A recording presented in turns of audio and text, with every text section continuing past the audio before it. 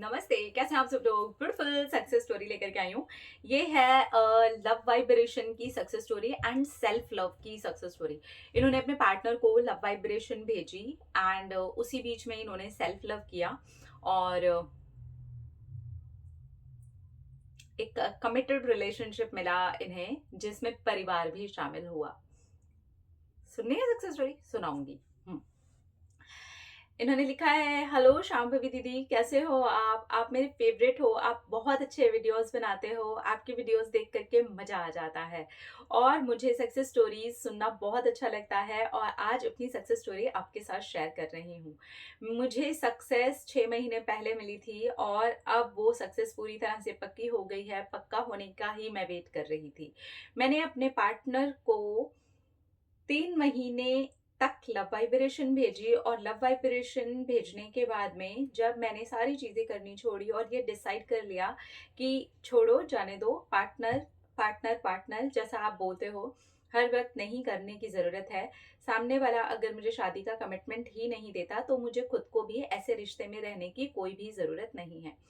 ये सोच करके ही मैं खुद ही अपने पार्टनर से धीरे धीरे करके दूर होती चली गई और मैंने अपने पार्टनर को कोई भी कॉल मैसेज करना बंद कर दिया, क्योंकि हमेशा से ही मैं ही एक्शन लेती थी और जब भी शादी के कमिटमेंट की बात आती थी तो हम दोनों की लड़ाई हो जाती थी।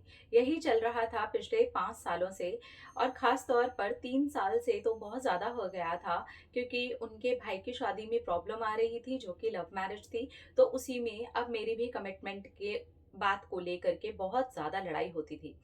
अब जब लड़ाई इस लेवल पे पहुंच गई तो मेरे पार्टनर ने ही रिश्ते को पूरी तरह से खत्म करने का फैसला लिया और उन्होंने बोला कि छोड़ो, इस तरह से मैं कोई कमिटमेंट वगैरह नहीं दे सकता।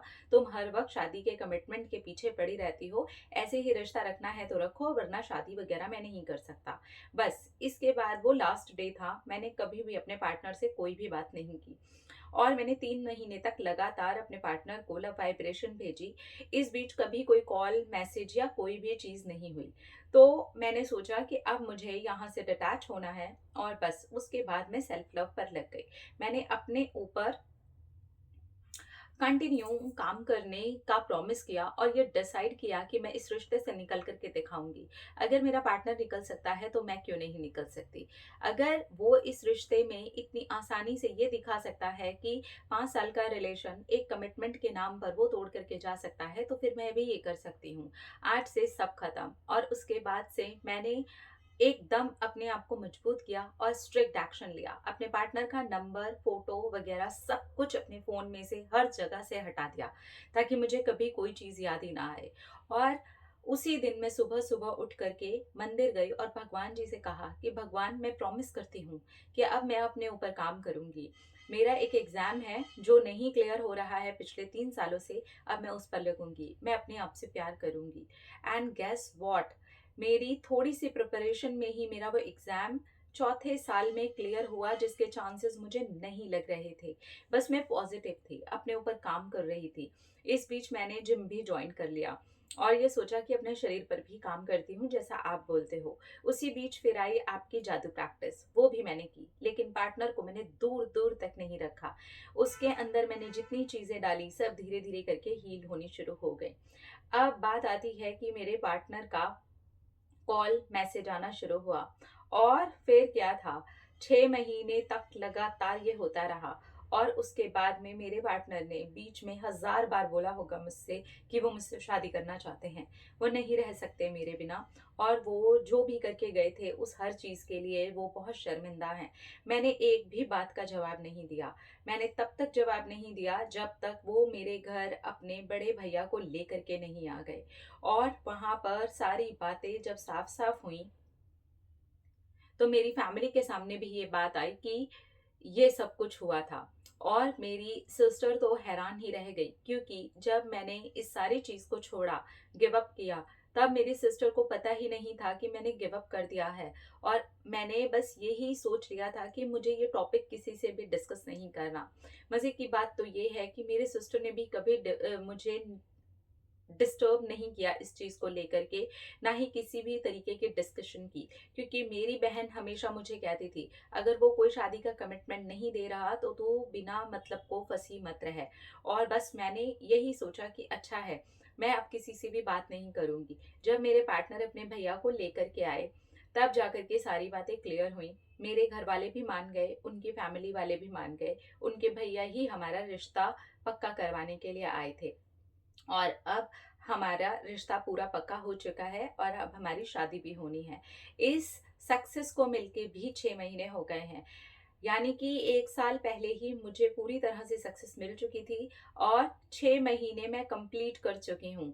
इस बीच में मैं 2 बार जादू प्रैक्टिस कर चुकी हूँ और आज मैं बहुत अच्छा और रिलैक्स फ़ील करती हूँ। पार्टनर से आज भी मैं एक डिटैच्ड फेज फील कर पाती हूँ। मुझे समझ में आता है कि इतना ज़्यादा हर वक्त पार्टनर पार्टनर करना कितना ज़्यादा नुकसानदेह होता है और सारे रिश्ते हम धीरे धीरे करके खराब कर लेते हैं। Thank you, thank you, thank you so much universe, thank you. Okay, ये सक्सेस स्टोरी। ओके, आप ये सक्सेस स्टोरी देख रहे हो। अ, इन्होंने अपने पार्टनर को 3 महीने तक लव वाइब्रेशन भेजी, उसके बाद इन्होंने जादू प्रैक्टिस की और अपने आप से प्यार किया। मतलब मैं वो 6 महीने वाला बहुत अच्छे से समझ नहीं पाई। मैंने 2 बार ये सक्सेस स्टोरी पढ़ी, लेकिन अभी मुझे धीरे-धीरे समझ में आया कि ये एक्चुअली सक्सेस स्टोरी पूरी 1 साल पुरानी है। मतलब सक्सेस इन्हें 1 साल पहले मिल गई थी और उसके बाद में इन्होंने जादू प्रैक्टिस फॉलो की है, क्योंकि जादू प्रैक्टिस को मेरे अभी कुछ मंथ हुए हैं। तो इन्होंने बैक टू बैक 2 बार जादू प्रैक्टिस की है। मैं इसीलिए थोड़ी-सी कन्फ्यूज़ हो गई थी कि ये कब की बात कर रहे हैं। ये जो दूसरे इनके 6 मंथ आए ना, मतलब पार्टनर का एंगेजमेंट मतलब जब पूरी फैमिली की बात हो गई है, उसके बाद में जो इन्होंने जादू प्रैक्टिस पिक करी ना, वो बैक टू बैक 2 बार पिक करी।